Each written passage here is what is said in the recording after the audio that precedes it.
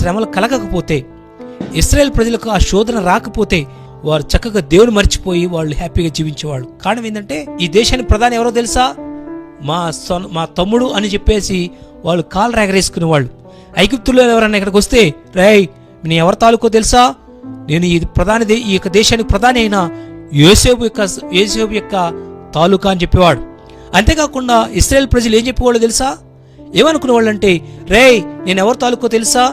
మీ దేశం అంతా నాశనం అయిపోతుంటే, మీ దేశం అంతా కరువు వస్తుందని పాడైపోతానికి సిద్ధంగా ఉంటే, మా తమ్ముడే లేకపోతే మా రిలేటివ్సే, మా తాలూకా వాడే మీ దేశాన్ని కాపాడాడరా, వారి తాలూకాని గర్వంగా వాళ్ళు చెప్పుకునే వాళ్ళు. దేవునికి ఏమాత్రం లోబడేవాళ్ళు కాదు.